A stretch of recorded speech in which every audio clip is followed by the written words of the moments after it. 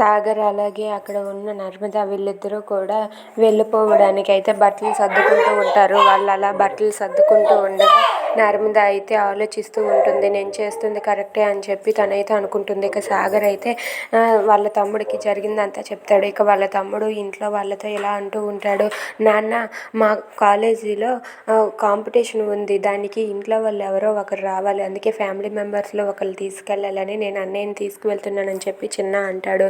దాంతో వాళ్ళ నాన్న సరే వెళ్ళిరండి అని చెప్పి అంటాడు. ఇక వాళ్ళ నాన్న వెళ్ళిపోతూ ఉంటే సాగర్ వాళ్ళ నాన్న కాళ్ళ మీద పడి నాన్న నన్ను ఆశీర్వదించండి అని చెప్పి అంటూ ఉంటాడు.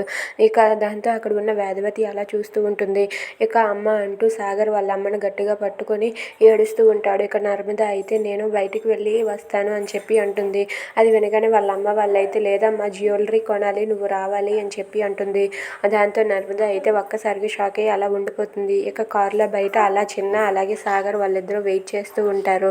ఇక నర్మద రావడం చూసి వాళ్ళైతే చాలా సంతోషిస్తారు. ఇక నర్మద వెనక వాళ్ళ ఫ్యామిలీ కూడా రావడంతో అక్కడ ఉన్న సాగర్ ఒక్కసారిగా షాక్ అయ్యి అలా ఉండిపోతాడు. ఏంటి వెనక్కి వాళ్ళ అమ్మ నాన్న కూడా వస్తున్నారు, అసలు ఏమనుకుంటుంది, ఏం చేస్తుంది నర్మద అని చెప్పి అనుకుంటూ ఉంటాడు. Thanks for watching friends, please subscribe.